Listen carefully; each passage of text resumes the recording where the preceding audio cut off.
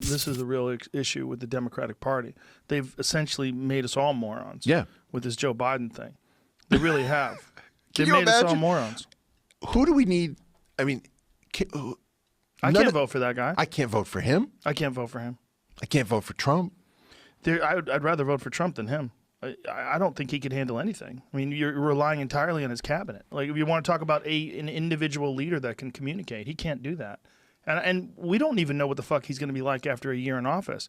The pressure of being the president of the United States is something that no one has ever prepared for. Right. The only one who seems to be fine with it is Trump, oddly enough. I mean, he doesn't seem to be aging at all or in any sort of decline. You know, Obama, like, almost immediately started looking older. Yeah. George W. almost immediately started looking older. I think that this is not a change in Trump. Like, Trump, in a weird way, has just always been this performative, like a fake alpha. So I obviously don't agree with Joe Rogan making a decision on who to vote for based on virility, based on leadership characteristics, because I care all about the policy, and whatever Biden would implement would be better than what Trump is implementing. I just think that that's true, even if Biden is half awake. But what Rogan represents is the disaffected, apolitical voter. I don't think Joe Rogan has a true political ideology, to be honest. When he said he was going to vote for Bernie, and now he's might vote for Trump over Biden, that's not someone who's making a decision based on the partisan spectrum.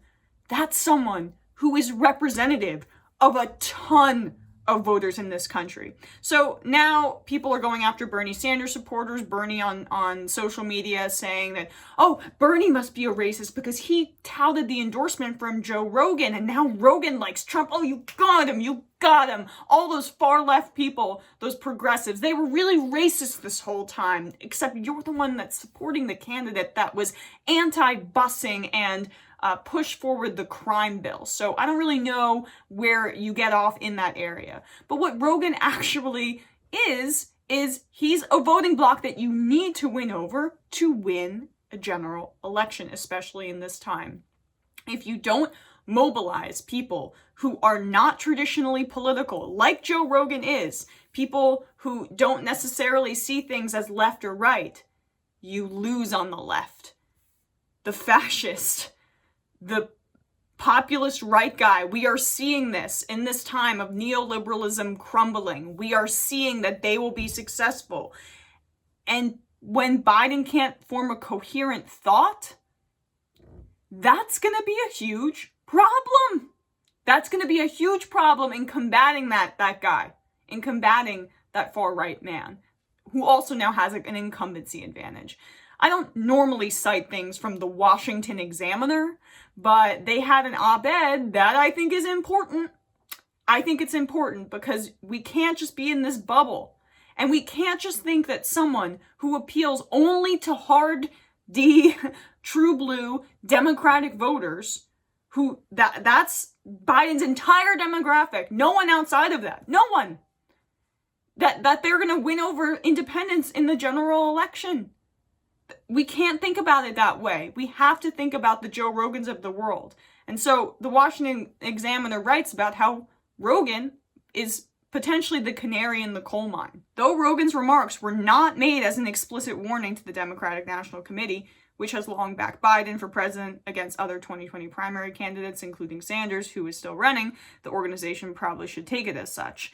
That is, if someone like Rogan, who has a massive audience of listeners who are similarly disconnected from partisan activism, has zero intention of supporting Biden and may even support the Republican incumbent, then the Democratic Party may be in for a world of hurt come November.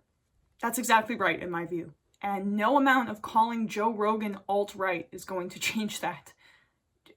That's because they're unable to see. They're unable to see outside of their very slim spectrum of political thought. That someone's on the right, someone's on the left, and then the center.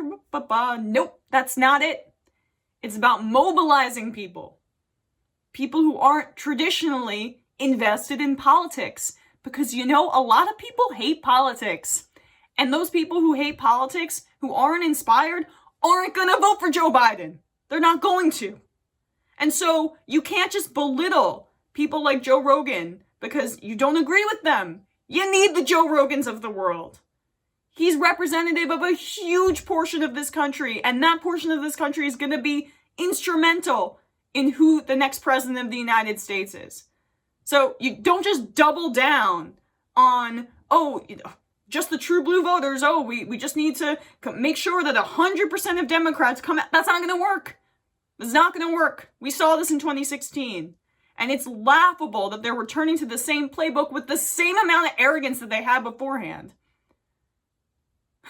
Just calling people racist. Yep, that's going to work. That's going to work. You truly understand the American public. Oh my God.